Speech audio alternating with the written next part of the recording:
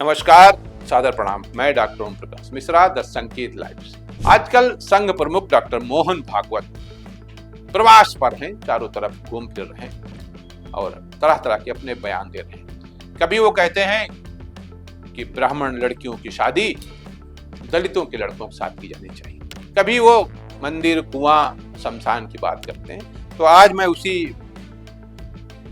उसे पर आता हूं कि उनके कहने का मंशा क्या है। संघ प्रमुख मोहन भागवत का एक मंदिर, एक कुआं और एक शमशान की अपील करना बताता है कि हिंदू समाज में जाति का दंश अब भी कितना गहरा है। जातीय पहचान को सम्मान से जोड़कर देखा जाता है और इसकी वजह से बदलाव बहुत धीमा है। ऐसे में भागवत का बयान स्वागत ही हो। दलितों पर अत्याचार, सामाजिक रूढ़ियों के अलावा राजनीतिक वजहों ने भी देश में जाति को कभी मरने नहीं दिया और जब तक ये देश रहेगा, राजनीतिक दल रहेंगे, कभी जातियां मरेंगी नहीं, ये तय है। यही वजह है कि आज भी दलित दूल्हे का घोड़ी पर चढ़कर जाना कई लोगों को रास नहीं आता है। आगरा की एक घटना सामने है जहां आरोप है कि दलित दूल्हे को इसलिए पीटा गया कि वो घोड़े पर चढ़ गया। पिछले साल एमपी के दामोह में बग्घी पर बैठने पर दलित दूल्हे के साथ मारपीट की गई थी। यहाँ तक कि मंदिर में भी भेदभाव से अछूते नहीं।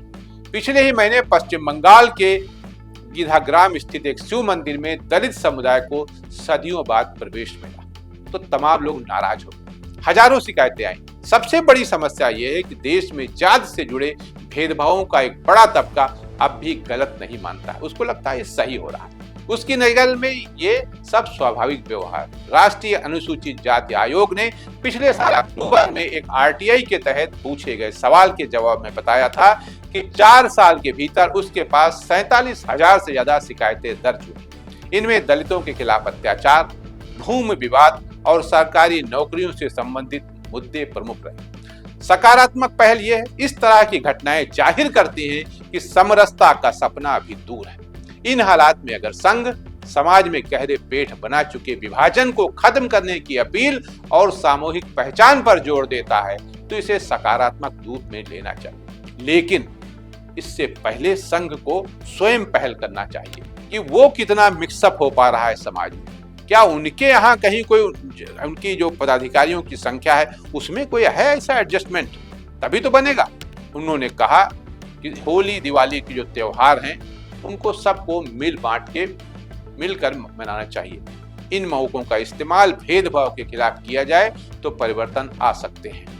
भागवत ने कहा कि शांति और समृद्धि के मामले में दुनिया भारत की तरफ देख रही है। स्वयंसेवकों को हर घर में एकता और भाईचारा की भावना जगाने के लिए खुद तैयार करना चाहिए। मुझे आज भी याद है, मैं जब राष्ट्रीय स्वयंसेवक संघ का सक्रिय सदस्य था, इतनी मेरी छोटी आयु थी, तो जब कोई फंक्शन होता था तो घरों से पूड़ी के पैकेट, पराठे के पैकेट, रोटियों के पैकेट आते थे, सब एक साथ मिला के फिर आपस में खाए जाते थे। लेकिन क्या आज ऐसा होता है? नहीं, आज ऐसा नहीं होता है। संघ के पदाधिकारी आजकल टिकट बांट रहे हैं, बड़ी बड़ी गाड़ियों पर चल रहे हैं, बड़े बड़े व्याख्यान दे रहे हैं और हकीकत से कोसों दूर हैं।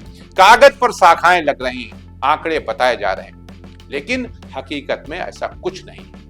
इसलिए डॉक्टर मोहन भागवत जी की जो अपील है कि एक मंदिर, एक कुआं और एक शमशान हो, वो हमको नहीं लगता कि पूरी हो पाएगी। समाज खुद नहीं बदल सकता, वाकई ऐसा ही है। जातियों के खांचों को तोड़ने और समाज को बदलने के लिए लगातार व सामूहिक प्रयास की जरूरत है।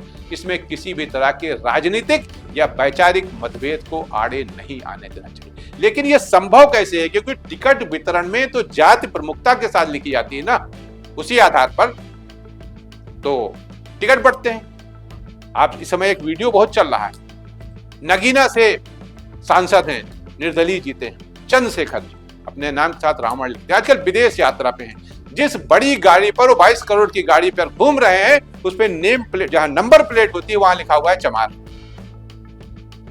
अब जब इस तरह की सोच होगी तो देश का विकास कैसे होगा? और ये इसके जड़ में कौन है? इसके जड़ में राजनीतिक लोग हैं। राष्ट्रीय स्वयंसेवक संघ चाहे जितना ये कहे कि वो सांस्कृतिक संगठन है, लेकिन मेरा मानना है तो पूरी तरह से राजनीतिक संगठन है। भारत इस समय दुनिया में एक नया मुकाम हासिल करने की तरफ बढ़ रहा है, लेकिन ये तभी संभव है जब जातियों के नाम पर एक दूसरे से लड़ने के बजाय मिलकर काम किया जाए। लेकिन किया कैसे जाएगा?